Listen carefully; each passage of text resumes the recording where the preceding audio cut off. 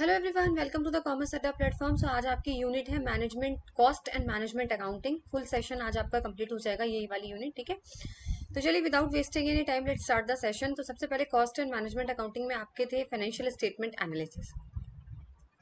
देखो, financial statement analysis is a study of the relationship among the various financial factors in a business as disclose by a single set of statement and a study of the trend of these factors as shown in the series of statement. Simple से अगर बात करें तो financial statement जो है एक single format में, एक सिंगल स्टेटमेंट के अंदर आपके सारे फाइनेंशियल फैक्टर्स जो भी हैं बिजनेस में, उनके बीच का रिश्ता सारा डिस्क्लोज कर देता है। और आगे तक भी ये स्टडी भी ट्रेंड करता है कि वो फैक्टर्स बढ़ रहे हैं, घट रहे हैं, क्या हो रहा है, आगे कैसे होगा, वो सारी चीजें भी पढ़ने में ये आपकी मदद करता है। टिपिकली तो आपके फाइनेंशियल पोजीशन को बताने में ये हेल्प करता है कंपनी की। इसके अंदर तीन चीजें हैं: ratio analysis, trend analysis, comparative, और एक और है यहाँ पे जो मिस हो गया है, common size statement. One by one हम लोग पढ़ लेते हैं। मेथड आपने देख लिया, एक और ऐड कर लीजिएगा, कॉमन साइज स्टेटमेंट। ठीक है, चार मेथड है इसके। सबसे पहले स्टार्ट करते हैं रेशियो एनालिसिस। रेशियो एनालिसिस सबसे मोस्ट कॉमनली यूज होता है फाइनेंशियल स्टेटमेंट एनालिसिस में। ये एक तरीके का मैथमेटिकल रिलेशनशिप बताता है, एक नंबर और दूसरे नंबर के बीच में मैथमेटिकल रिलेशन कैसा है। साथ ही साथ ये एज ए इंडेक्स भी हम इसको यूज करते हैं, जिससे हमारी फाइनेंशियल परफॉर्मेंस पता चलती है बिजनेस की। देखो, इसके सारे फॉर्मूले आप लोगों को याद करने हैं, और मैं न्यूमेरिकल सेक्शन जो है इसका, वो अलग से वीडियो डाल दूंगी, जिसमें सारे सिर्फ रेशियो एनालिसिस के ही क्वेश्चंस होंगे। ठीक है, अब बात करते हैं रेशियो एनालिसिस। चार टाइप के होते हैं: लिक्विडिटी, लेवरेज, एक्टिविटी और प्रॉफिटेबिलिटी रेशियो। अगर लिक्विडिटी रेशियो की बात करें तो ये देखते हैं कि फर्म्स के पास कितनी क्षमता है कि वो अपने करंट, अभी जो उनके पास जिम्मेदारी है, अभी जो उनको लायबिलिटी पे करनी है, तो वो उनके पास कितनी क्षमता है अपनी ऑब्लिगेशंस को पूरा करने के लिए। वही लेवरेज रेशियो जो ये दिखाता है कि कंपनी के अंदर कितना डेट और कितना इक्विटी है। एक्टिविटी रेशियो आपका बताता है कि फर्म कितने अच्छी तरीके से अपने एसेट्स को यूज कर रही है। वही प्रॉफिटेबिलिटी रेशियो आपको ये बताता है ओवरऑल प्रॉफिट आप कितना कमा रहे हैं। ठीक है, आपको समझ में आ गया, एक एक लाइन में मैंने डिस्क्राइब कर दिया।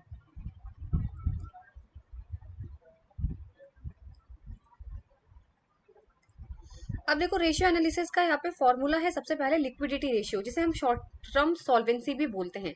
इसके अंदर आपको करंट रेशियो और क्विक रेशियो पढ़ना होता है। करंट रेशियो वो होता है जो आपके शॉर्ट टर्म सॉल्वेंसी को दिखाता है, लेकिन क्विक रेशियो में क्या होता है कि हम दो चीजें माइनस कर देते हैं, वो मैं अभी आपको आगे बताने वाली हूँ। पहले तो आपको करंट रेशियो का फॉर्मूला याद होना चाहिए, current assets divided by current liabilities, और इसका आइडियल रेशियो 2:1 होता है, यानी इतना तो होना ही चाहिए, 2:1।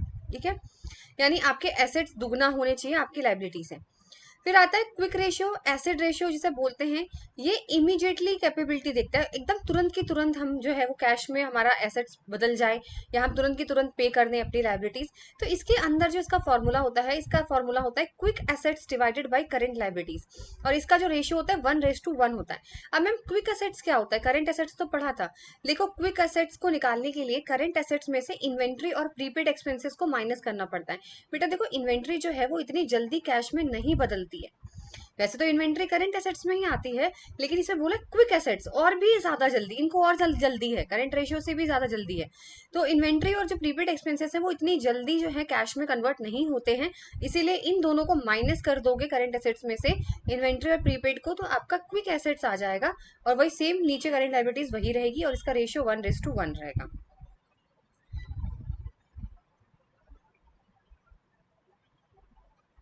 फिर उसके बाद आता है आपका नेक्स्ट पॉइंट यहाँ पर, सॉल्वेंसी रेशियो। सॉल्वेंसी रेशियो आपके लॉन्ग टर्म फाइनेंशियल स्टेबिलिटी देखते हैं कि लंबे टाइम तक के लिए देखा जाता है, जिसके अंदर सबसे पहला फॉर्मूला है डेट टू इक्विटी, कितना डेट है और कितना इक्विटी है। तो यानी डेट टू इक्विटी का फॉर्मूला जो होगा वो आपको याद रखना है। डेट की बात कर रहे हैं तो लॉन्ग टर्म डेट की बात करी जाएगी, छोटे उधारों की बात नहीं करी जा रही है यहाँ पर, लॉन्ग टर्म डेट के लिए जो 1 साल से ज्यादा के लिए है। ठीक है, long term debt divided by share holder equity, divided by share holder equity, और इसका भी जो रेशियो है 2:1 है। फिर आता है interest coverage ratio. Interest coverage ratio का फॉर्मूला है earning before interest and tax divided bye interest expense. ठीक है, ये आपके टाइम्स के अंदर आपको ये देखने को मिलता है आंसर इसका। अब इसके जो जितने भी न्यूमेरिकल क्वेश्चन है, मैं इसके लिए अलग से वीडियो डाल दूंगी, जिसमें सारे रेशियो के न्यूमेरिकल क्वेश्चंस होंगे। ठीक है, एक्टिविटी और टर्नओवर रेशियो अब आता है अगला। एक्टिविटी और टर्नओवर रेशियो, कितनी जल्दी आपका सामान बिक रहा है। इन्वेंट्री टर्नओवर रेशियो का फॉर्मूला है cost of goods sold divided by average inventory, और एवरेज इन्वेंट्री आपको पता है opening inventory plus closing divided by 2, ऐसे करके निकालते हैं। फिर आता है debtor turnover ratio. Debtor turnover ratio में उधारा देखा जाता है कि उधार कितना दे रखा है आपने, तो net credit sales divided by average account receivable. वही टोटल एसेट्स टर्नओवर रेशियो का फॉर्मूला है net revenue divided by average total assets. फॉर्मूले याद जरूर कर लेना, यहाँ से फॉर्मूले भी आएंगे और क्वेश्चन भी। फिर आता है प्रॉफिटेबिलिटी रेशियो।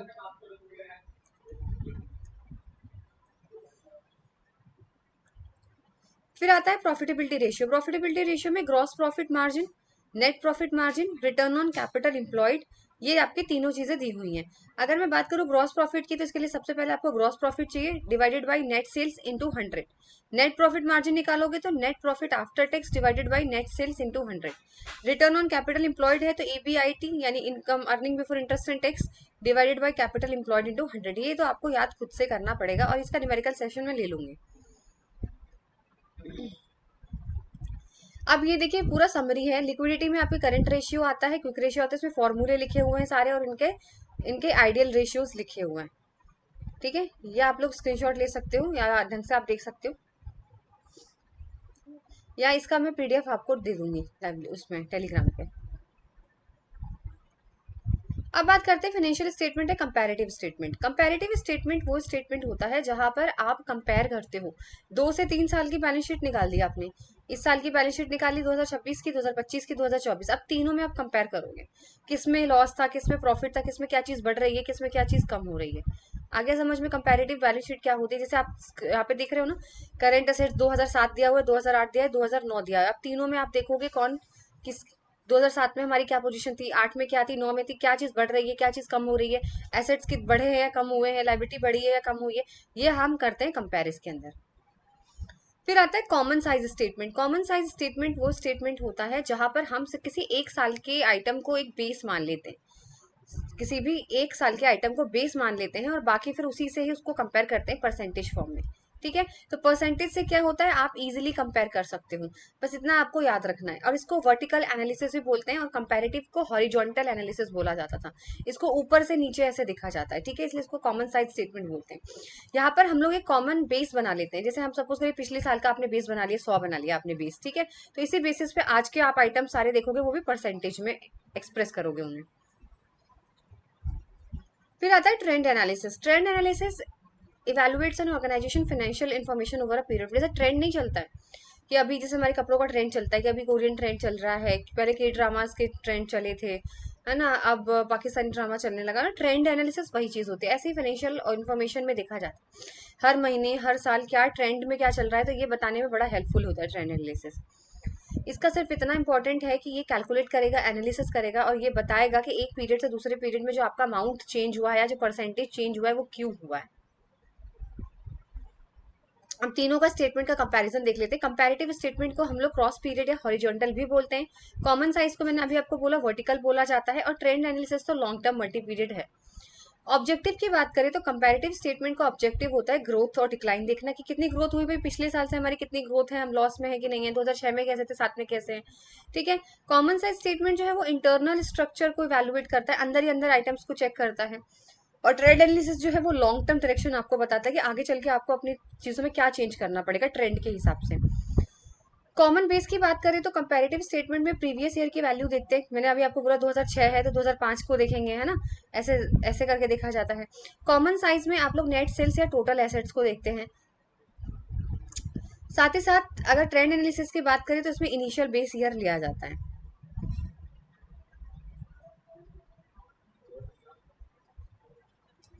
आप लोग एक चीज पे कंफ्यूज मत होना,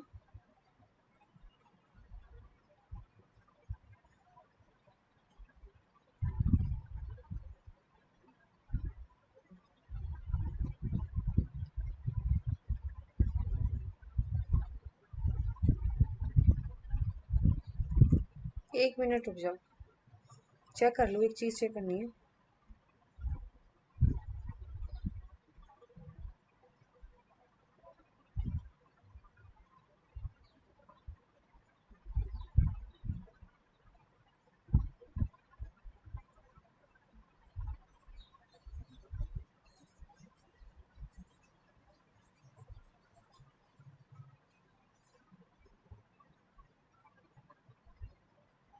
ठीक है।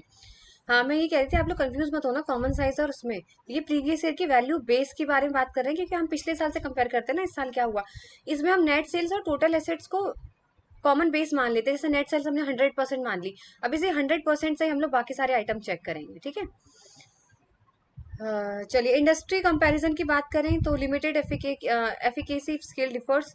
हाँ, तो यहाँ पे थोड़ा सा, क्योंकि अगर हम देखते हैं अगर हमारा स्केल कम है, डिफरेंट है, तो यहाँ पे थोड़ा सा लिमिटेड होता है, यहाँ पे कंपैरिजन नहीं कर पाते हम। कॉमन साइज में हम अच्छी तरीके से कर पाते हैं, और इसमें हम ट्रेंड में तो इंडिविजुअली जो है इवेलुएट किया जाता है। अब बात करते हैं फंड फ्लो ऑफ एनालिसिस। देखो, फंड फ्लो का यहाँ पर मतलब ये नहीं होता कैश, पहले ही बता देती हूँ। फंड फ्लो का मतलब होता है वर्किंग कैपिटल में चेंज आना। वर्किंग कैपिटल मैम क्या होता है, करंट एसेट्स में से करंट लायबिलिटीज माइनस कर दो, जो बचेगा वो वर्किंग कैपिटल है। समझ में आ रहा है वर्किंग कैपिटल क्या होता है? आपके पास जितने एसेट्स हैं और जितना आपको उधारी देनी है उसमें से हटा दीजिए, जो बचेगा वो आपका वर्किंग कैपिटल है। तो यहाँ पर वर्किंग कैपिटल में क्या चेंज आता है वो फंड फ्लो बताता है, कैश से यहाँ कोई लेना देना नहीं होता, ठीक है। और फंड फ्लो एनालिसिस आपके वर्किंग कैपिटल को दो फाइनेंशियल पीरियड्स के बीच में बताता है। जो भी आपकी बैलेंस शीट्स होती हैं उनके दो फाइनेंशियल जो पीरियड्स होते हैं उनके बीच में ये बताएगा कि वर्किंग कैपिटल बढ़ा है या घटा है, ठीक है। अच्छा, यहाँ पे एक इंपॉर्टेंट चीज बतानी है, यहाँ पे ट्रांजेक्शन कैसे होते हैं। देखो, हमेशा याद रखना, जब करंट एसेट्स और नॉन करंट एसेट्स का कोई भी लेना देना होता है तब यहाँ पर फंड फ्लो होता है। अगर मैं कह दूं दोनों करंट एसेट्स ही हैं और दोनों नॉन करंट करंट एसेट्स हैं, यानी करंट करंट और नॉन करंट करंट का कोई लेना देना नहीं होता। एक बार समझो, मैंने यहाँ पे बोला कि अगर मैं बोलूँ कि करंट एसेट्स बढ़ा और घटा, करंट एसेट्स को अगर करंट एसेट्स के साथ ही देखेंगे तो कोई भी फंड फ्लो नहीं होगा। There is no flow of fund. यही अगर मैं बात करूं नॉन करंट एसेट्स से, नॉन करंट एसेट्स के बीच में अगर कोई लेना देना होगा तो भी कोई फ्लो ऑफ फंड नहीं होगा।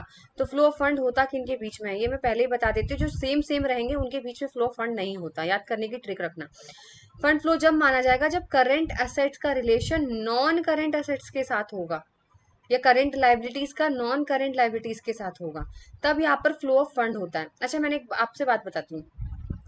सपोज करिए आपने कोई करंट एसेट्स बेच दी अपनी, आपने कोई करंट एसेट्स आपने बेची,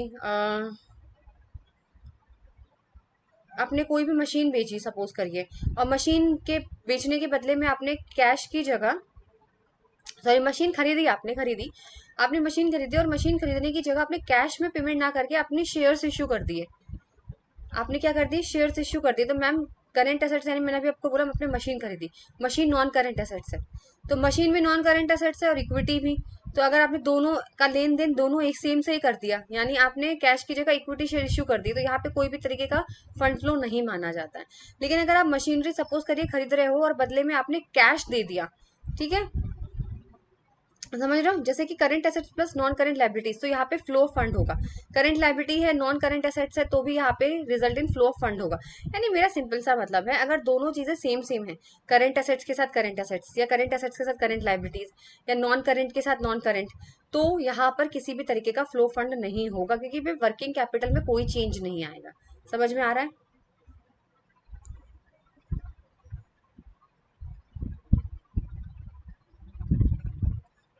इसका एग्जाम्पल मैंने यहाँ पे डाला हुआ है, एक मिनट को।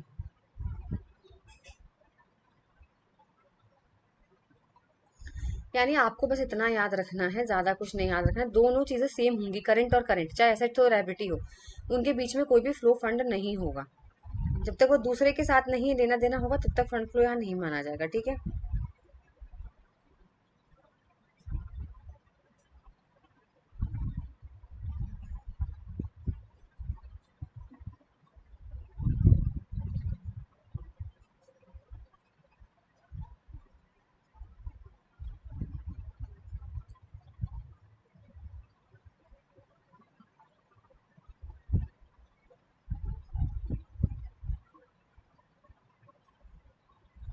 ये है ना, देखो,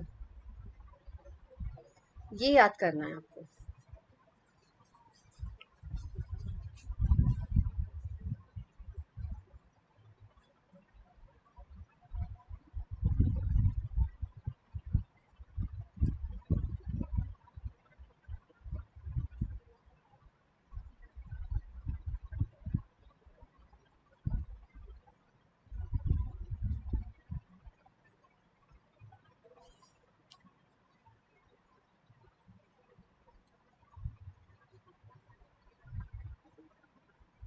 ठीक है, अब समझ में आया। देखो, नो सिंपल सी बात है, जो सेम सेम रहेंगे करंट एसेट्स उनके साथ कोई लेना देना नहीं होगा। अच्छा, एक एग्जांपल मैं आपको खुद ही बताती हूँ। अगर आपको डेटर से पैसा लेना है या डेटर से क्रेडिट लेना है, तो यहाँ पे कोई आपका कैश का हेर फेर तो है, इधर से उधर ही तो आया है, खाली वर्किंग कैपिटल थोड़ा ना चेंज हुआ है। अगर मैं आपसे बोलूँ कि आपने कैश से इन्वेंट्री खरीदी, आपने क्या खरीदा कैश से? माल खरीदा। माल भी करंट एसेट्स है, कैश भी करंट एसेट्स है। भाई, माल भी तो करंट एसेट्स है, कैश भी करंट एसेट्स है। अब बताओ, एक करंट एसेट से दूसरे करंट एसेट्स, एक घटा एक बढ़ गया। भाई, कैश दे दिया तो करंट एसेट्स कम हो गया, अब माल आ गया तो करंट एसेट्स बढ़ गया।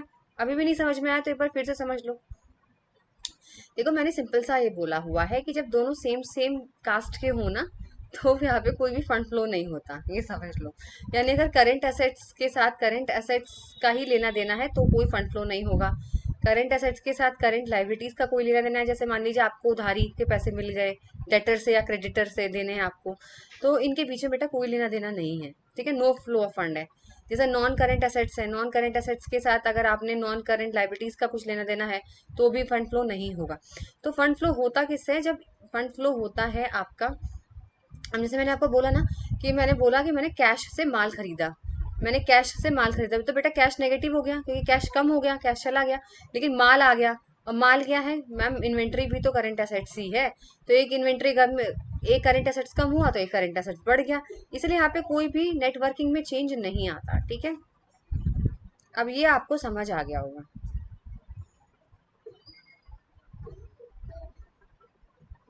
अब मैं आपसे बोलूं कि मैम चेंज कैसे होगा, अब मैं आपसे बोलूं कि मैंने बेटा कैश से मशीनरी खरीदी, कैश से मशीनरी खरीदी, क्या खरीदी? मशीनरी। तो मैम हमारा करंट एसेट्स तो कम हो गया, कैश कम हो गया तो करंट एसेट्स तो कम हो गया, लेकिन हमारा ऐड हो गया मशीनरी। मशीनरी क्या है? Non current assets. अब यहाँ पर नेट वर्किंग कैपिटल चेंज होगा। अब यहाँ पर क्या चेंज होगा? वर्किंग कैपिटल चेंज होगा। ठीक है, क्योंकि देखो हमारा करंट एसेट्स कम हो गया क्योंकि कैश मैंने दे दिया, मशीनरी ले ली, मशीनरी कंपनी में आ गई, यानी हमारी नॉन करंट एसेट्स बढ़ गई है। जब ऐसे रिश्ते बनते हैं तब यहाँ पर हमारा फंड फ्लो होता है। ठीक है, अब आपको ये याद रखना है बेटा यहाँ पर कि इम्पैक्ट क्या क्या होता है। अच्छा, एक बात बताओ, वर्किंग कैपिटल बढ़ता है, अगर करंट एसेट्स आएंगे, खूब सारी मशीनरी आ रही है, तो वर्किंग कैपिटल बढ़ेगा, बढ़ेगा कि नहीं बढ़ेगा? लेकिन अगर करंट एसेट जा रहे हैं, खूब सारा कैश जा रहा है, तो क्या वर्किंग कैपिटल डिक्रीज हो जाएगा? तो याद रखिएगा, अगर करंट एसेट्स बढ़ते हैं तो वर्किंग कैपिटल ही बढ़ेगा, करंट एसेट्स कम हो जाते हैं तो वर्किंग कैपिटल भी कम हो जाता है। ऐसे अगर करंट लाइबिलिटीज है, अगर हमारी करंट लाइबिलिटीज कम हो जाती हैं, अगर हमारी करंट लाइबिलिटीज कम हो जाती है, डिक्रीज हो जाती है, तो वर्किंग कैपिटल भी डिक्रीज हो जाता है। वही अगर हमारी उल्टा कर दो, जो करंट एसेट्स था उसका उल्टा कर दो, और वही अगर हमारी करंट लाइबिलिटीज बढ़ जाती हैं तो हमारी वर्किंग कैपिटल, सॉरी, अगर हमारी करंट लाइबिलिटी डिक्रीज हो जाती है, अगर हम इंक्रीज करें करंट लाइबिलिटी, जितना जितना हमारा उधार बढ़ता है बेटा, जितना जितना हमारा उधार बढ़ेगा उतनी उतनी वर्किंग कैपिटल कम हो जाएगी। ठीक है, क्या हो जाएगी? डिक्रीज हो जाएगी। और जैसे जैसे हमारे करंट लाइबिलिटीज कम होती चली जाएगी, यानी अब हमारे पास ज्यादा बकाया नहीं है लोगों को देने के लिए, तो वैसे वैसे हमारी वर्किंग कैपिटल बढ़ जाएगी। यानी उल्टा कर दो एसेट्स का बस। ठीक है भाई, करंट एसेट्स का तो डायरेक्ट प्रोपोर्शनल है, बढ़ेगा करंट एसेट्स तो वर्किंग कैपिटल बढ़ेगा, कम होगा तो वर्किंग कैपिटल कम होगा, ये तो डायरेक्ट है, साथ साथ चलेंगे। लेकिन करंट उल्टा चलता है भाई, जितनी ज्यादा लाइबिलिटी होगी वर्किंग कैपिटल उतना कम होगा। यहाँ पर इनवर्स रिलेशनशिप है, एक बढ़ेगा तो एक कम होगा। ठीक है, ये याद करने का तरीका है। फिर आता है fund from operation. Fund from operation का मतलब नेट वर्किंग कैपिटल किस तरीके से जनरेट करी जाती है। तो ये फॉर्मूला है, पूरा फॉर्मेट है। सबसे पहले नेट प्रॉफिट आफ्टर टैक्स आता है। मैम ये कैसे कैलकुलेट करते हैं? Closing balance minus opening balance. फिर इसके अंदर हम लोग नॉन कैश और नॉन ऑपरेटिंग आइटम्स को प्लस करते हैं, जैसे डेप्रिशिएशन प्लस करते हैं, लॉस जो भी हुआ वो डेप्रिशिएशन करते हैं, जनरल रिजर्व में जो ट्रांसफर किया वो ऐड होगा, प्रपोज डिविडेंड ऐड होता है, गुडविल पेटेंट रिटर्न ऑफ हुआ है वो ऐड होते हैं, और सब्ट्रैक्ट होते हैं, यानी जो भी लॉस है वो ऐड होता है बेटा, और जो फायदा होता है वो माइनस होता है। जैसे किसी चीज से प्रॉफिट हुआ, डिविडेंड रिसीव, इंटरेस्ट रिसीव, तो ये होंगे माइनस। ये फॉर्मूला होता है फंड फ्रॉम ऑपरेशन का, जो आपको याद रखना है।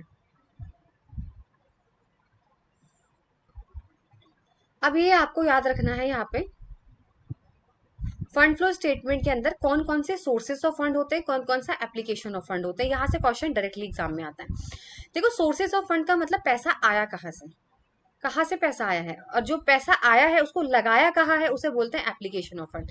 तो कहाँ कहाँ से पैसे आ सकते हैं बेटा? फंड फ्रॉम ऑपरेशन, आपने कोई भी फंड इकट्ठा किया है कोई काम करके, फिक्स असेट सेल कर दिया आपने, इन्वेस्टमेंट सेल कर दिया, पैसा शेयर्स इशू किए बदले पैसा ले, डिबेंचर इशू किए बदला लिया, पैसा लिया, लॉन्ग टर्म बोरिंग से उधार ले लिया। और वर्किंग कैपिटल यहाँ पर अगर कम हो रहा है तो यहाँ पर आपका वर्किंग कैपिटल याद रखना, decrease in working capital sources of fund के अंदर ही आता है, ठीक है। फिर आता है एप्लीकेशन ऑफ फंड्स। अब ये पैसे आए, इसको लगाया कहा है, लोन में मैम यूज कर लिया, टैक्स पे कर दिया मैम, डिविडेंड पे कर दिया, एसेट्स खरीद ली, लोन वापसी करना था वो कर दिया, किसी के डिबेंचर्स वापस प्रेफरेंशियल्स वापस करने थे वो कर दिया, और इंक्रीज इन वर्किंग कैपिटल आपका इसके अंदर आता है, ठीक है।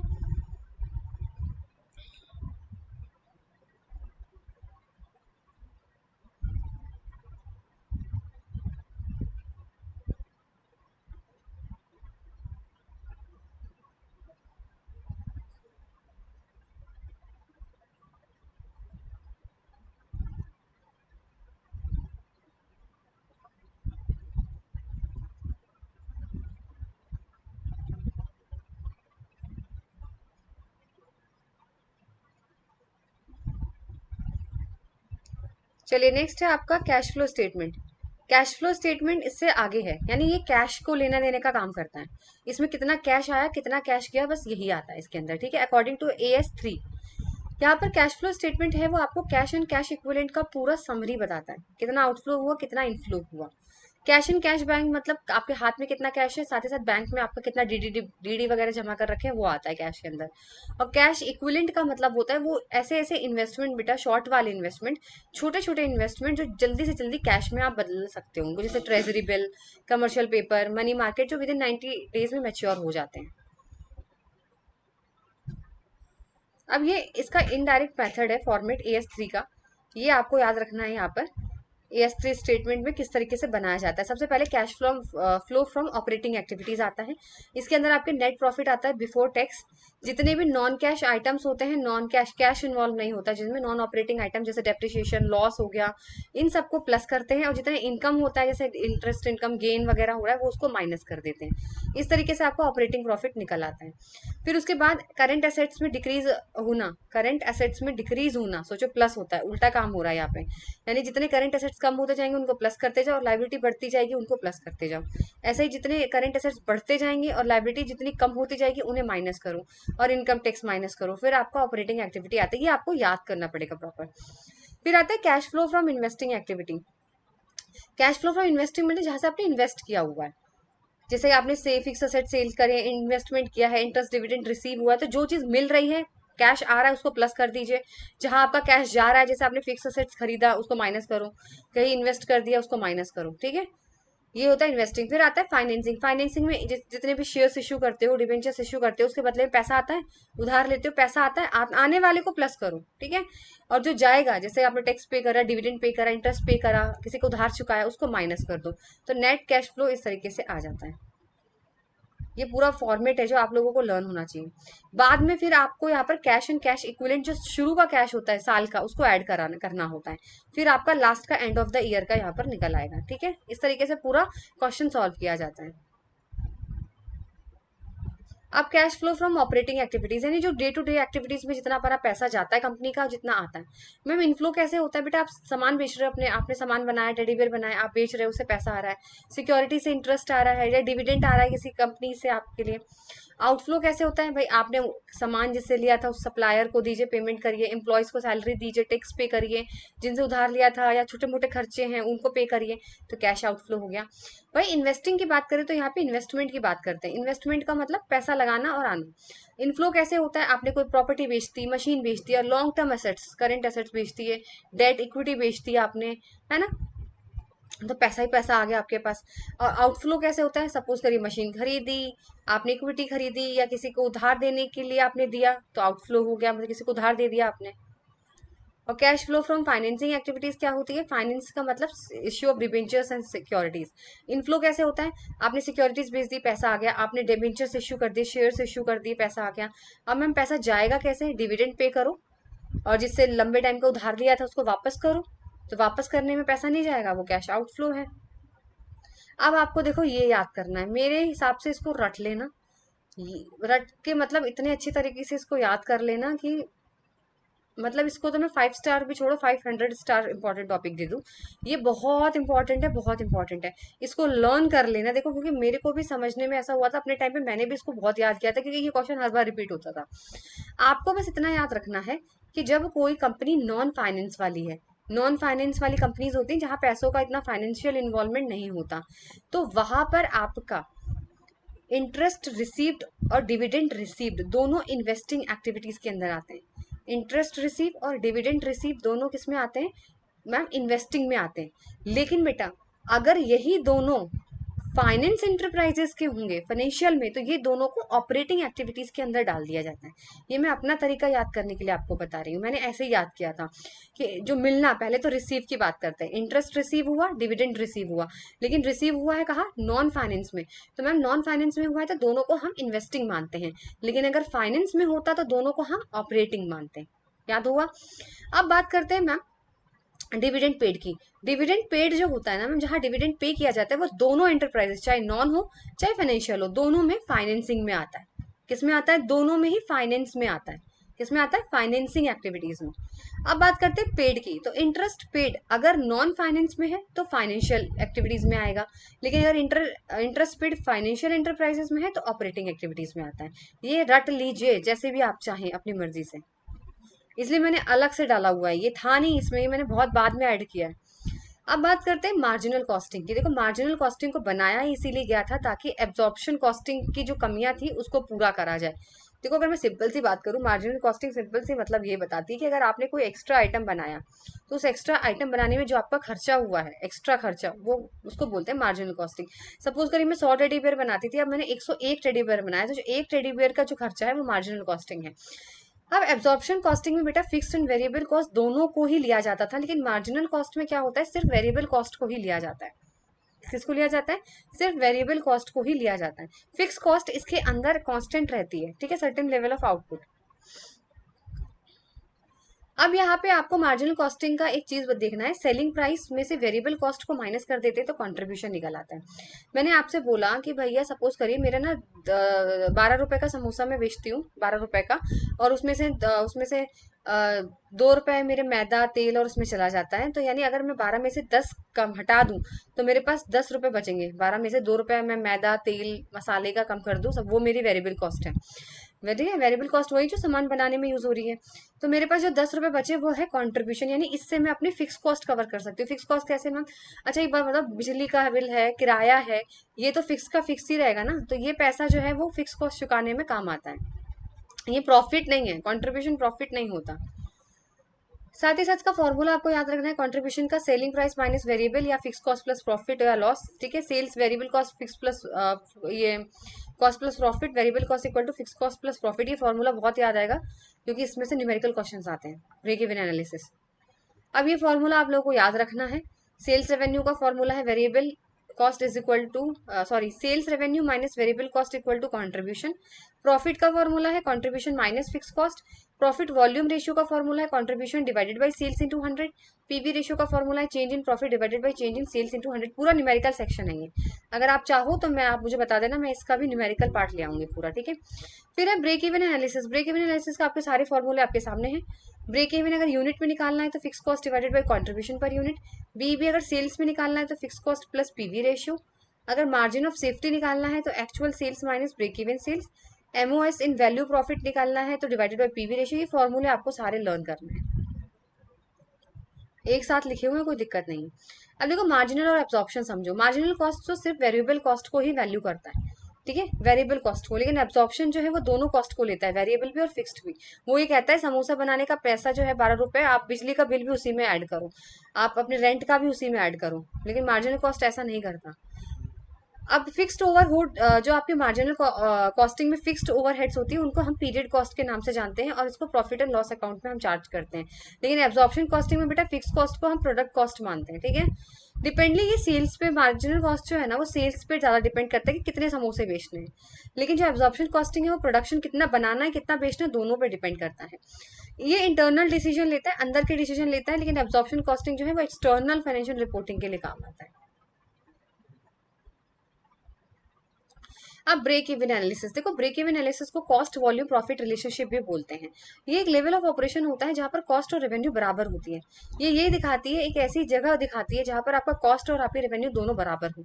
ठीक है, ये आपकी डिसीजंस को बताती है। ये आप अगर आप फिक्स कॉस्ट को चेंज करते हो, वेरिएबल कॉस्ट को चेंज करते हो, प्रोडक्शन बढ़ाते या कम करते हो, तो आपका जो ब्रेक इवन डेटा है वो रिवील करता है आपके डिसीजन को, इससे आपको कहाँ फायदा है कहाँ आपको लॉस होगा अगर आप ये चीजें चेंज करते हो तो। ठीक है, तो ब्रेक इवन पॉइंट एक्टिविटी वही होती है जहाँ पे ना प्रॉफिट ना लॉस, ना प्रॉफिट और ना लॉस। ठीक है, ये चीज बताई गई, total revenue equal to total cost. यहाँ से बेटा न्यूमेरिकल क्वेश्चन ही आते हैं। अब बात करते हैं की फैक्टर। अगर आपको डिसीजन लेते हो तो डिसीजन लेने के लिए क्या क्या चीजें आपको देखनी पड़ेगी बेटा। बिजनेस में अगर आप कोई भी डिसीजन लेते हो, प्रोडक्शन से लेकर कुछ भी लेते हो, तो सबसे पहले आपको रेलिवेंट कॉस्ट देखनी पड़ती है।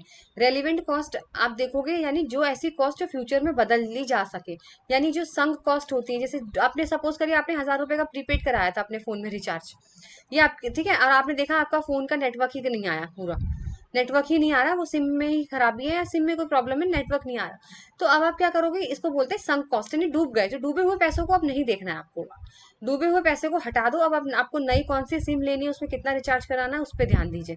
That is called relevant cost. ठीक है, फिर दूसरा है मेक और बाई डिसीजन। अब आपको मेक और बाई डिसीजन देखना होता है बेटा, ये बहुत इंपॉर्टेंट है। देखो, खाली इसको पीडीएफ से समझोगे ना तो समझ में नहीं आएगा, उससे समझो।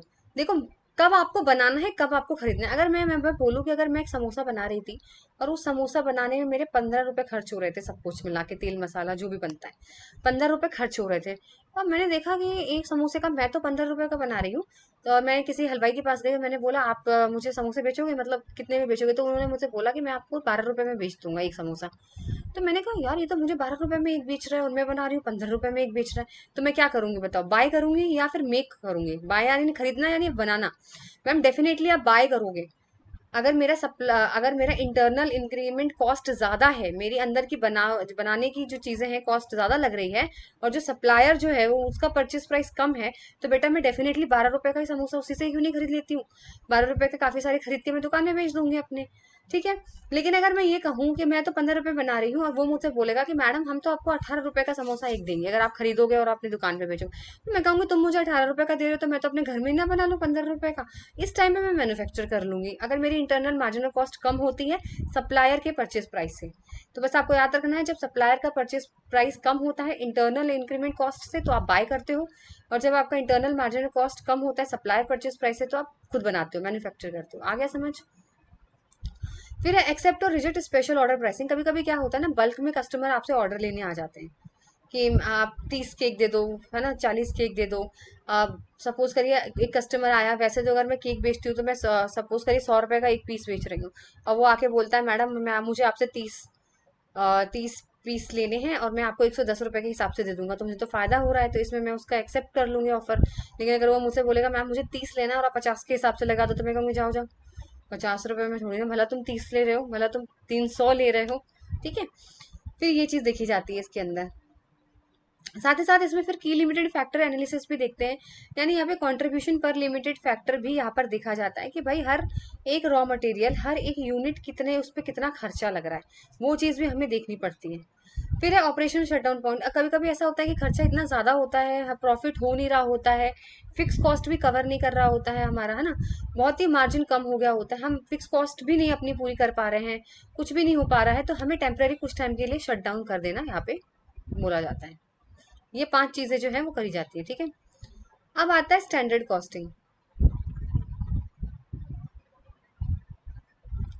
Standard costing disclose the cost of deviation from standard and classify this to their causes so management is immediately informed of the sphere of the operation in which remedial action is necessary। देखो standard costing ये बोलता है कि भाई आप ना जो है ना, आप पहले डिसाइड करो कि आपको अपना प्रोडक्ट बनाना कैसा है, एक स्टैंडर्ड कॉस्ट कितने कॉस्ट बनाना है, फिर आप उसको देखते हो और फिर आप देखते हो एक्चुअल में क्या बनकर आया है, कितनी कॉस्ट लग गई, फिर उनके बीच का जो डिफरेंस होता है उसको सुधारने की कोशिश करते हो, उसका रीजन जानने की कोशिश करते हो, इसे बोलते हैं स्टैंडर्ड कॉस्टिंग। अगर मैं कैरेक्टरिस्टिक्स की बात करूँ, सबसे पहले आप स्टैंडर्ड सेट करते हो। मैंने अभी आपको बोला ना कि चलो भाई हमें जो है वो एक टेडी बियर हमें 100 रुपए तक का बनाना है, इतना इतना इतना हमारा लग जाएगा, लेकिन जब हम एक्चुअल कॉस्ट देखते हैं तो हमारा तो कुछ और ही निकल गया, जैसा आपके एग्जाम में आप लोगों के साथ होता होगा। कि अरे पता नहीं, जितने भी लोग पेपर दे के आते हैं ना एग्जाम के बाहर, सबका ही अच्छा गया होता है पेपर।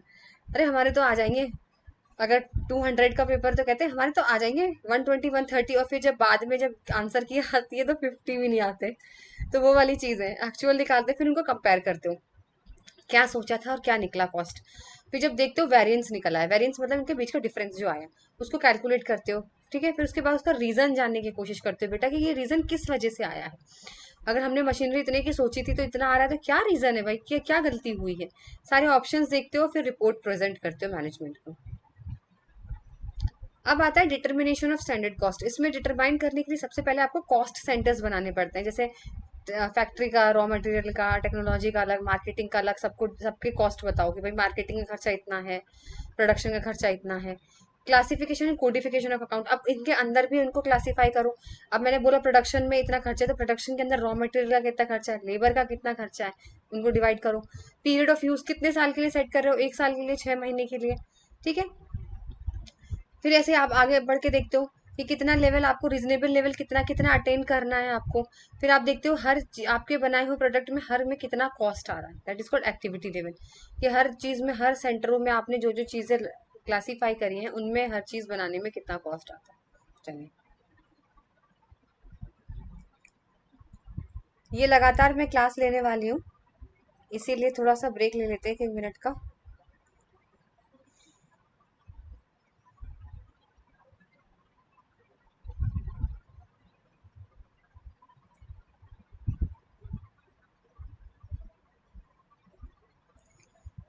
वैसे यहाँ से ना प्रोसेस आता है, स्टेप आते हैं, और ज्यादा कुछ आता नहीं है।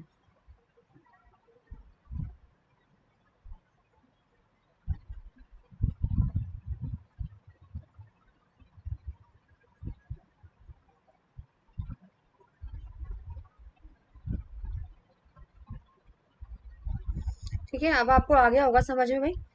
सब डिवाइड करके फिर लास्ट में हम यही देखते हैं कि भाई हम कितने यूनिट्स बना सकते थे एक्टिविटी लेवल में। अब हमने सोचा हम 10,000 यूनिट बना लेंगे। फिर कैपेसिटी तो हमारी 10,000 की है, चलो हम 9,000 टेडी बेयर बना लेंगे। तो ये चीज़ यहाँ पर दिखी जाती है। ठीक है, मैक्सिमम कितना आप प्रोड्यूस कर सकते हैं और एक्चुअली कितना ऑपरेट आप करेंगे।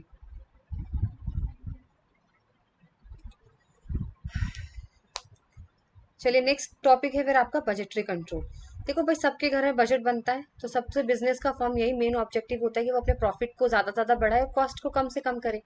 लेकिन कोई भी ऑर्गेनाइजेशन प्रॉपरली नहीं चल सकती कोई बिना अच्छे बजटरी सिस्टम के। बजटरी कंट्रोल सिस्टम करना बहुत जरूरी है, और ये हर सिस्टम ऑफ मैनेजमेंट में हर जगह अप्लाई होता है। अब बिना बजट के तो आपका घर भी नहीं चलता होगा। सेट सबसे पहले एलिमेंट्स की बात करते हैं, तो एलिमेंट्स में आता है सेटिंग ऑफ बजट, यानी आपको प्लान करना है target on revenue, expenses, assets and liabilities related to activities concern. आपको अपना बजट सबसे पहले प्लान करना पड़ेगा, भाई रेवेन्यू, एक्सपेंसेस, लायबिलिटीज क्या क्या किसको अलॉट करना है आपको। फिर अब आपको एक्चुअल रिजल्ट देखना है। अब आपने सोचा था कि बजट बनाया 100 रुपए का और खर्चा आया 200 का, ये आपको मेजर करना है। फिर आपको आइडेंटिफाई करना है इनका डिफरेंस क्यों आया है, क्या दिक्कत है, फिर आप अपने बजट में चेंज करिए। अब आता है स्टेप्स इन बजटरी कंट्रोल। तो बजटरी कंट्रोल का स्टेप्स हैं ये, उसमें सबसे पहले स्टेजेस आते हैं। कंसल्ट विद मैनेजर, देखो आपने बजट बनाया, अपने मैनेजर्स के साथ कंसल्ट करिए। मेक अजम्पशंस एंड प्रेडिक्शंस, आगे तक का सोचे चलिए कि ये बजट अगर हमने इतना बनाया है तो आगे चल के ये चीज़ होगी, वो चीज़ होगी। जो भी आपको आगे की प्रोडिक्शन करने हैं वो आप करिए, है ना। जैसे जब बजट बनाते हैं हम लोग, अपने घर का बजट बनाते हैं, सारे लोग डिस्कस करते हैं, मम्मी पापा आपस में। फिर प्रिडिक्शन करते हैं कि देखो यहाँ ये बच जाएगा और ये वाली चीज़ हम यहाँ खर्च कर लेंगे। करते हो ना प्रिडिक्शन, वही चीज़ है बस, और कुछ भी नहीं है। ठीक है, फिर आप डिटेल बजट सेट करते हो प्रॉपर सबसे कंसल्ट वंसल्ट करके। फिर उसके बाद आप एक्चुअल देखते हो, कंपेयर करते हो कि भाई क्या बजट बनाया था और महीने का खर्चा कितना आया, उसको मेजर करना होता है। फिर उसके बाद अगर आपको कोई गलती नजर आती है कि भाई इस बार दूध का, बिजली का खर्चा ज्यादा हो गया सपोज करिए, तो आप क्या करोगे, रिवाइज करोगे बजट को, दोबारा तैयार करोगे और कुछ एक्शन लो। आप कहोगे आज के बाद से घर में एक पंखा चलेगा बस। समझ में आ रहा है, वही चीज है। देखो बजट के ना टाइप्स हैं यहाँ पर। सबसे पहले budget based on period, flexibility, function. Period की बात करें तो लॉन्ग टर्म बजट, ये बजट वो वाले बजट होते हैं बेटा जो 3 से 10 साल के लिए बनाए जाते हैं। High level of strategic planning यहाँ पे की जाती है, कुछ बड़े बड़े एक्सपेंशन किए जाते हैं, कुछ बड़े बड़े, ठीक है ना। और इसके अंदर अपडेट बहुत जल्दी जल्दी नहीं होते, क्योंकि लंबे टाइम के लिए बनाए बेटा, ऐसे जल्दी जल्दी चेंज नहीं कर सकते। दूसरा होता है शॉर्ट टर्म बजट, जो 1 साल या 1 साल से कम के लिए बनाया जाता है, और ये डे टू डे टारगेट के लिए होता है, जैसे cash flow, production level, marketing plan. लंबे टाइम का कुछ नहीं सोचते। करंट बजट जो होते हैं वो हर हफ्ते के लिए, हर महीने के हिसाब से, या हर 20 दिन के लिए बनाए जाते हैं। ये भी day to day management control करने के लिए बनाए जाते हैं। फ्लेक्सिबिलिटी की बात करें तो यहाँ पे फिक्स बजट होता है बेटा। यहाँ पर ना फिक्स बजट, ये बजट जो बना दिया बना दिया, प्रोडक्शन चाहे बढ़ रहा है चाहे कम हो रहा है, लेकिन ये वाला बजट बेटा चेंज नहीं होगा, ये रिमेन्स अनचेंज्ड। यानी ये ऐसी, इसमें ऐसे हम लोग फिक्स कॉस्ट और रेवेन्यू टारगेट कर देते हैं एक सिंगुलर फोरकास्टेड वैल्यू पे, यानी इसको हम चेंज नहीं कर सकते। लेकिन जो फ्लेक्सिबल बजट होता है उसको हम अपनी एक्टिविटी के हिसाब से बेटा चेंज कर सकते हैं, कि भाई आज प्रोडक्शन ज़्यादा बन गया है तो उस हिसाब से ज़्यादा बजट कर दिया, है ना। जैसे कि डायरेक्ट मटेरियल है या कुछ और भी चीज़ एग्जाम्पल लगा लो, तो हम इसको हिसाब से चेंज कर सकते हैं। फंक्शन के बेस पे सबसे पहला आता है मास्टर बजट। देखो मास्टर बजट एक ही होता है, यानी ये सारे फंक्शंस को मिलाकर, जैसे सेल्स, प्रोडक्शन, पूरा सब कुछ, सारे डिपार्टमेंट्स को मिला के एक ही प्लान बनाया जाता है, मास्टर प्लान। लेकिन फंक्शनल बजट वो बजट होता है जो इंडिविजुअली हर डिपार्टमेंट अलग अलग बनाती है, कि भाई मैम मैम मार्केटिंग का इतना खर्चा आएगा, मैम एचआर का इतना खर्चा आएगा, और सबको मिला के एक बजट बनता है, वो मास्टर बजट है। अदर की बात करें कि जीरो बेस्ड बजट है। देखो जीरो बेस्ड बजट का मतलब ये होता है कि हम हमेशा पिछले साल का बजट देख के हम लोग आगे का बनाते हैं, सब बनाते हैं ना। फिर पिछले महीने का सपोज आपका बजट आप बनाते हो, उसी के हिसाब से आप सोचते हो कि पिछली बार दवाई का खर्चा बहुत हो गया था, दूध महंगा हो गया है, तो इस पिछले का बजट हमारा 1000 रुपए था, इस बार हम लोग 1200 कर देते हैं। यही तो करते हो। बट जीरो बेस्ड बजटिंग कहता है नहीं, आप पिछले साल को जीरो मानोगे, आप स्क्रैच से शुरू करो, पिछले साल का बजट जीरो रहेगा आपके लिए, आज आप नए से बनाओ, ये बोलता है जीरो बेस्ड बजटिंग। फिर आता है परफॉर्मेंस बजटिंग। परफॉर्मेंस बजटिंग ये बजटिंग होती है जहाँ पे रिसोर्सेज को एलोकेट कर दिया जाता है, कि कौन उसके परफॉर्मेंस के हिसाब से, उसका परफॉर्मेंस फोकस करा जाता है, कौन सा डिपार्टमेंट कितना परफॉर्म कर रहा है उसके हिसाब से उसको बजट दिया जाएगा। आई होप आपको समझ में आ गया हो। चलिए अब आता है आपका responsibility accounting. Responsibility accounting is अ, देखो मैं इंग्लिश में पढ़ नहीं रही हूँ पूरा, इसीलिए आप लोगों को लग रहा होगा कि मैम ने इतना बड़ा सेशन कम टाइम में क्यों कराया। मेरे को ज़्यादा खींचने का कभी वो होता नहीं है कि मैं सेशन को खींचती रहूँ बेफालतू में, इसलिए मैं जो है वो डेफिनेशन डायरेक्टली आपको सिर्फ हिंदी में ही बता रही हूँ, इंग्लिश में नहीं पढ़ रही हूँ। पहले मैं इंग्लिश में पढ़ती थी, फिर आपको हिंदी में बताती थी, अब मैं डायरेक्टली यहाँ से पढ़ रही हूँ और डायरेक्टली मन में पढ़ के आपको हिंदी में बता रही हूँ सीधे, ताकि टाइम आपका भी वेस्ट ना हो और मेरा भी ना हो, है ना। और मैं इसीलिए कोशिश करती हूँ कि आपको सिर्फ मेन मेन इंपॉर्टेंट पॉइंट बताऊँ। चाहे ये वाला सेशन चाहूँ तो 4 घंटा खींच सकते हैं, टीचर्स खींचते भी हैं, हर छोटे छोटे टॉपिक उनका 1-1 घंटे का रहता है, पर कोई फायदा नहीं है। मेन चीज पढ़ो और आगे बढ़ो, है ना। तो responsibility accounting is a system of control where responsibility is assigned for the control of cost. देखिए सिंपल से बता देते हैं, रिस्पॉन्सिबिलिटी अकाउंटिंग यही होता है, अलग अलग डिपार्टमेंट्स होते हैं, सबको रिस्पॉन्सिबिलिटी देना और उनके हिसाब से उनकी कॉस्ट तय करना, वो रिस्पॉन्सिबिलिटी अकाउंट होती है। भाई जो पर्सन जिस चीज के लिए रिस्पॉन्सिबल होगा वो उसके लिए अकाउंटेबल होगा। तो इसमें ऑर्गेनाइजेशन को सिमिलर यूनिट्स में डिवाइड कर देते हैं। भाई मार्केटिंग अलग चले जाओ, डिविजन के हिसाब से, सेगमेंट के हिसाब से अलग अलग कर देते हैं कि ये तुम्हारी रिस्पॉन्सिबिलिटी मार्केटिंग की तुम जानो, ठीक है, तुम्हारा एचआर की तुम जानो, ये वाली चीज होती है यहाँ पर। तो रिस्पॉन्सिबिलिटी सेंटर एक ऑर्गेनाइजेशन यूनिट ही होता है जिसके हर एक मैनेजर होते हैं जो अपनी एक्टिविटी के लिए रिस्पॉन्सिबल होते हैं, ठीक है, समझ में आ गया। हम ये देखो, रिस्पॉन्सिबिलिटी सेंटर्स डिवाइड होते हैं cost, investment, profit and revenue, याद रखिएगा। अब 1 बाय 1 पढ़ते, देखो कॉस्ट सेंटर वो सेंटर होता है जिनका सिर्फ कॉस्ट कंट्रोल करने का काम होता है, ना इन्हें रेवेन्यू से, प्रॉफिट से मतलब, ना इन्हें इन्वेस्टमेंट से मतलब। ये ऐसी ऑर्गेनाइजेशन का यूनिट होता है बेटा जिनको सिर्फ इतना देखना होता है कि कॉस्ट ज्यादा नहीं होनी चाहिए जितना हमने सोचा है, जितना हो सके कॉस्ट को कंट्रोल करो, ठीक है। जैसे एग्जाम्पल दे रखे हैं इसमें, प्रोडक्शन डिपार्टमेंट है आपका, मेंटेनेंस डिपार्टमेंट है, अकाउंटिंग डिपार्टमेंट है, लीगल डिपार्टमेंट का काम यही होता है। दूसरा है रेवेन्यू सेंटर। रेवेन्यू सेंटर का सिर्फ मतलब होता है कितना हो सके उतना प्रॉफिट आए कंपनी के अंदर, जितना हो सके उतना रेवेन्यू जनरेट करें हम, और इनका कॉस्ट इन्वेस्टमेंट से कोई लेना देना नहीं होता। जैसे सेल्स और मार्केटिंग होती है ना, जितना हो सके सेल्स करो, जितना हो सके सेल्स करो ताकि पैसे आए। प्रॉफिट सेंटर, प्रॉफिट सेंटर्स वो सेंटर होते हैं बेटा जो रेवेन्यू और कॉस्ट दोनों को दिखते हैं, रेवेन्यू और कॉस्ट दोनों को देखने का काम प्रॉफिट सेंटर का होता है। उन्हें ये भी देखना है कितना आ रहा है, मतलब पैसा आ रहा है और कितनी कॉस्ट लग रही है। तो ये वाले सेंटर्स जो होते हैं वो ये वाले काम देखते हैं। फिर है इन्वेस्टमेंट सेंटर्स। इन्वेस्टमेंट सेंटर्स को अथॉरिटी दी जाती है कि वो इन्वेस्टमेंट्स को डिसाइड करें, एक अलग सेपरेट एंटिटी होके, जैसे कॉर्पोरेट के हेडक्वार्टर सब्सिडरीज होती हैं, इनका सिर्फ इतना काम होता है कि बहुत सारे प्रॉफिटेबिलिटी मेजर्स होते हैं, जैसे बहुत सारे ऑप्शंस होते हैं, बहुत सारा प्रोजेक्ट होता है, तो उसमें देखते हैं किस में रिटर्न ज़्यादा मिलेगा, किस में वैल्यू एडेड इकोनॉमिक है, किस में रेजिडुअल इनकम ज़्यादा है, किस में लॉस ज़्यादा है, किस में रिस्क ज़्यादा है। इनका काम होता है उन सारी चीज़ों को इवेल्युएट करना, सारे मेजर्स को इवेल्युएट करना, और फिर बताना कि किस चीज़ में इन्वेस्टमेंट करने में फ़ायदा रहेगा, और इनको किसी चीज़ से लेना देना नहीं है। अब आता है स्टेजेस ऑफ रिस्पॉन्सिबिलिटी अकाउंटिंग। देखो इसमें बहुत सारे, सबसे पहला काम होता है कि ऑर्गेनाइजेशन जो है वो वेरियस रिस्पॉन्सिबिलिटी सेंटर्स को डिवाइड कर देती है। कॉस्ट अलग, प्रॉफिट अलग, आपका अलग, और सबके एक एक मैनेजर्स हो जाते हैं, ठीक है। सबके टारगेट को सेट, सेकंड पॉइंट होता है कि सबके टारगेट को सेट कर दिया जाता है। टारगेट और गोल्स को मैनेजर्स को बता दिया जाता है, सारी इन्फॉर्मेशन दे दी जाती है कि आपका काम ये है और आपको ये करना है, ठीक है। फिर जो एक्चुअल परफॉर्मेंस होती है हर रिस्पॉन्सिबिलिटी सेंटर्स की, उसको रिकॉर्ड करते हैं बेटा, और फिर एग्जीक्यूटिव को कम्युनिकेट करा जाता है, और फिर कंपेयर किया जाता है कि भाई हमने जो काम किया था इन सेंटरों ने किया है या नहीं किया है, ठीक है। फोर्थ पॉइंट आता है कि अगर आपकी एक्चुअल परफॉर्मेंस कम है, जो सोची थी उससे कम है, तो भाई जो रीजन है वो टॉप मैनेजमेंट को बताइए। हमने तो आपसे कहा था कि कॉस्ट आपकी इस बार $1 से ज्यादा नहीं आनी चाहिए, आपकी तो 2 लाख $2 आ गई, सपोज एग्जाम्पल दे रही हूँ, ठीक है। $2 लाख आ गई, आप बताइए जो आया है ना रीजन, टॉप मैनेजमेंट जो अथॉरिटी बैठी जाइए जवाब दीजिए उनको, तो जो रिस्पॉन्सिबल होगा वो जाके जवाब देंगे।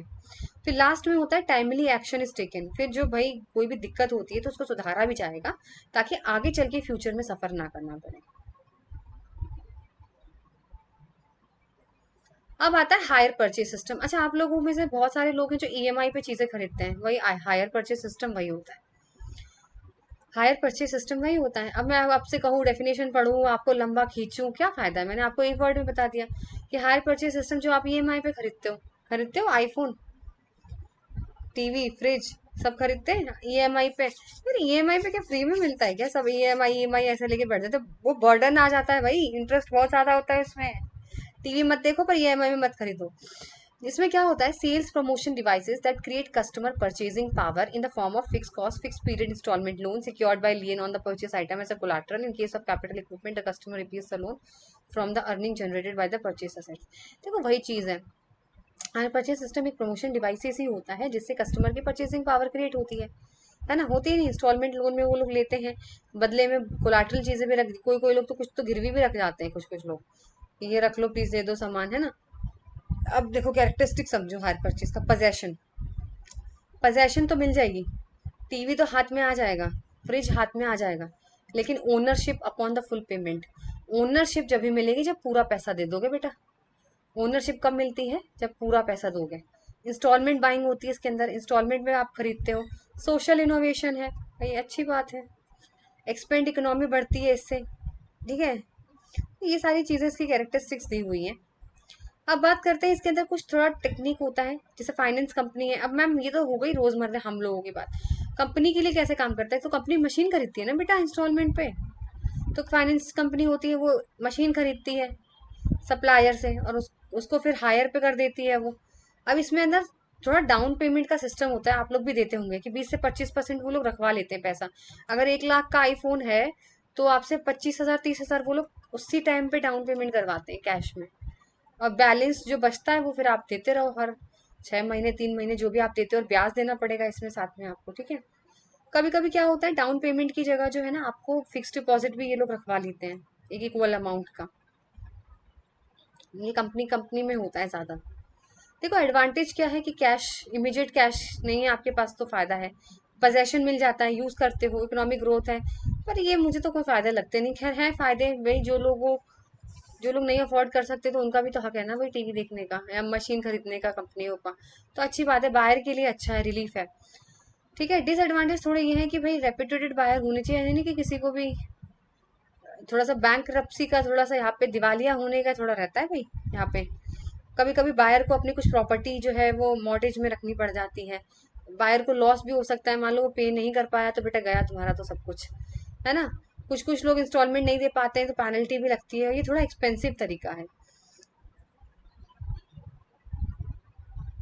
अब बात करते हैं consignment. Consignment mean sending goods by the consignor to the consignee to the sale on the behalf of the consignor. देखो कंसाइनमेंट का मतलब सीधे ये होता है, जो ओनर होता है ना, सामान का मालिक, वो अपना सामान किसी कंसाइनी यानी किसी एजेंट को दे देता है कि तुम मेरी तरफ से इसको बेच दो, मेरी तरफ से इसको बेच दो, अपना सामान किसी को बेचने के लिए देना। ओनरशिप बेटा कंसाइनर के पास ही रहेगी जब तक सामान नहीं बेचा जाएगा, मालिक मालिक ही रहेगा। प्रॉफिट और लॉस होगा वो भी आपका ही होगा। मैंने अपना टेडी बियर किसी को बेचने के लिए दिया, लाखों टेडी बियर थे मेरे, मैंने किसी एजेंट को बुलाया कंसाइनी को, मैंने बोला आप ये बेच दो, आप जहाँ पे भी आपका काम है बेच दो इसको, ओनरशिप मेरी रहेगी, प्रॉफिट लॉस जो भी होगा वो मेरा रहेगा। अब फीचर्स इसके ये हैं, good send to agent for sale, मैंने एजेंट को सिर्फ बेचने के लिए दिया गया है। Ownership return by consignor, ownership सिर्फ मेरे पास रहेगी। Risk and reward live with consignor, भाई जो भी नुकसान घाटा फायदा सब मेरा है। Consignee earns commission not profit, देखो जो कंसाइनी एजेंट होगा उसको सिर्फ कमीशन मिलता है, प्रॉफिट कुछ नहीं मिलेगा उसको, ठीक है। टाइप्स ऑफ कमीशन है, एक वो ऑर्डिनरी कमीशन, देखो ऑर्डिनरी कमीशन वो होता है जो फिक्स परसेंटेज है, मैंने बोला भाई 1 लाख टेडी बियर है और जितनी भी सेल होगी उसका 10% तुम्हारा, जितनी भी सेल होगी उसका 10% तुम्हारा, ऑर्डिनरी कमीशन। दूसरा होता है del creditor commission, del creditor commission ये होता है, मैं उसे बोलूंगी अगर तुम बैड डेट, डूबा हुआ पैसा या उधारी में अगर तुम सामान बेचते हो, उधार का पैसा, और वो जो उधार का पैसा डूब ना जाए, अगर उसका रिस्क तुम लेते हो तो तुम्हें कमीशन मिलेगा ज्यादा, अगर तुम उसका रिस्क लेते हो तो उसे बोलते हैं डेल क्रेडिटर कमीशन। तीसरा है over riding commission, over riding ये होता है भाई जितनी ज्यादा करोगे उतना ज्यादा सेल और एक्स्ट्रा उसको दिया जाता है पैसा, और एक्स्ट्रा कमीशन उसको दिया जाता है हायर सेल्स कराने के लिए। एडवांटेज क्या है, एक्सपेंड मार्केट, देखो मार्केट बढ़ेगा क्योंकि आप तो दुकान खोल नहीं सकते हो, तो फिर आपका मार्केट जो आपका सामान है वो दूसरे मार्केट में आराम से बिक जाएगा। सेलिंग एफर्ट आपको नहीं करना पड़ेगा, ज्यादा मेहनत नहीं करनी पड़ेगी आपको, लोकल सेल्स प्रमोट होगी और स्टॉक भी आपको होल्ड करके नहीं रखना पड़ेगा। डिसएडवांटेज क्या है मैम, रिस्क भी होता है, सामान नहीं बिका तो, पेमेंट डिले हो गई तो, और ज्यादा आपको क्या अपनी एजेंट की ईमानदारी पे भरोसा है, तो ये चीज थोड़ी सी कहीं ना कहीं डिसएडवांटेज है। अब आता है joint venture. A joint venture is a business arrangement which two or more parties agree to pool their resources for the purpose of accomplishing a specific task. जब दो या दो से ज्यादा कंपनी एक साथ पार्टीज आकर हाथ मिलाती है टेम्पररी पीरियड ऑफ टाइम, कुछ समय के लिए, एक नए प्रोजेक्ट के लिए, नई एक्टिविटीज के लिए, उसे जॉइंट वेंचर बोला जाता है। ये फीचर्स की बात करें, it is a short duration special purpose partnership, छोटे टाइम के लिए पार्टनरशिप होती है। जो पार्टीज होती है जॉइंट वेंचर्स में उन्हें को वेंचरर्स कहते हैं। को वेंचर्स कैन कंट्रीब्यूट फंड्स और supply stock from the regular business, और को वेंचर्स भी फंड में कंट्रीब्यूट करते हैं, भाई पैसा लगाते हैं वो भी। साथ ही साथ को वेंचर्स जो हैं वो प्रॉफिट और लॉस भी शेयर करते हैं, जैसे पार्टनरशिप के अंदर करा जाता है वैसे ये लोग भी करते हैं, ठीक है। जनरली प्रॉफिट और loss of the venture is calculated on the completion of venture, जब आपका वेंचर कंप्लीट हो जाता है, जैसे 1 साल का प्रोजेक्ट 2 साल का था, उसके बाद ही प्रॉफिट और लॉस कैलकुलेट किया जाता है, बीच में नहीं कर सकते हैं, ठीक है। और जो अकाउंटिंग होती है बेटा जॉइंट वेंचर की, वो लिक्विडेशन बेसिस पर की जाती है। अब इन तीनों का डिफरेंस देखो, हायर परचेज में बेटा दो पार्टीज होती हैं, परचेजर और वेंडर, जो खरीदेगा जो बेचेगा। कंसाइनमेंट में दो पार्टीज होती है, कंसाइनर और कंसाइनी, जिसे एजेंट भी बोलते हैं, ओनर और एजेंट। जॉइंट वेंचर में को वेंचरर्स होते हैं। रिलेशन की बात करें तो हायर परचेज में डेटर और क्रेडिटर होता है, भाई एक उधार देता है, एक उधार से खरीदेगा, एक देगा। लेकिन कंसाइनमेंट में प्रिंसिपल और एजेंट होता है, और जॉइंट वेंचर में क्या होता है, टेम्पररी पार्टनर्स होते हैं। ओनरशिप की बात करें तो हायर परचेज में लास्ट इंस्टॉलमेंट में आपको ओनरशिप मिलती है, जब लास्ट आप पैसा पे कर दोगे। कंसाइनमेंट में हमेशा ओनर के पास या कंसाइनर के पास ही ओनरशिप रहती है। जॉइंट वेंचर में आपस में सबने ओनरशिप बांटी होती है। रिस्क की बात करें तो हायर परचेज में पासेस टू परचेजर और डिलीवरी, जैसे ही डिलीवरी कर देते हैं वैसे ही रिस्क जो है वो दुकान वाले से आपके पास पहुंच जाता है। लेकिन कंसाइनमेंट में कंसाइनर के पास ही रिस्क होता है, अभी मैंने आपको बताया। और जॉइंट वेंचर में सारे लोग शेयर करते हैं आपस में रिस्क को। ड्यूरेशन की बात करें, हायर परचेज लॉन्ग टर्म के लिए होता है, बहुत लंबे लंबे साल, 2 साल 3 साल के लिए आप लोग ईएमआई पे करते हो। कंसाइनमेंट में बिजनेस जब तक चलता है तब तक रहता है, और जॉइंट वेंचर शॉर्ट टर्म के लिए होता है, ठीक है। एक शॉर्ट मैंने आप लोगों के लिए ये भी बना दिया कि आप लोगों को प्रॉब्लम ना हो। अच्छा, मैं आपको बताने वाली थी, कॉस्ट एंड मैनेजमेंट अकाउंटिंग के अंदर जो कैपिटल स्ट्रक्चर वगैरह दिए हुए हैं, कैपिटल स्ट्रक्चर फाइनेंस, ये मैं आपको बिजनेस फाइनेंस के अंदर ही कराऊंगी, ठीक है। और बिजनेस फाइनेंस के अंदर ही आपको capital structure, leverage, capital budgeting, सारा कुछ उसी में ही होगा। उन्होंने कॉस्ट और मैनेजमेंट अकाउंटिंग में ये डाल दिया था, तो मैं उसमें नहीं कराऊंगी, बिजनेस फाइनेंस आपकी यूनिट है, मैं उसमें उसको इंक्लूड करने वाली हूँ, ठीक है। तो ये आप ध्यान रखिएगा, कहीं आपको लगे कि मैम ने बीच में से जो है वो कैपिटल स्ट्रक्चर वगैरह कहाँ गायब हो गए हैं, क्योंकि वो फाइनेंस का पार्ट है, तो मैं इकट्ठे फाइनेंस में ही कराऊंगी उसे। चलिए नेक्स्ट है balance sheet of the company. उसे बोली गई थी कि प्रिस्क्राइब फॉर्म में बताना है schedule 6 of the financial analysis. तो आप देख लो इस तरीके से बनाया जाता है। Equity and liabilities, share holder fund के अंदर आपकी शेयर कैपिटल और रिजर्व एंड सरप्लस आता है।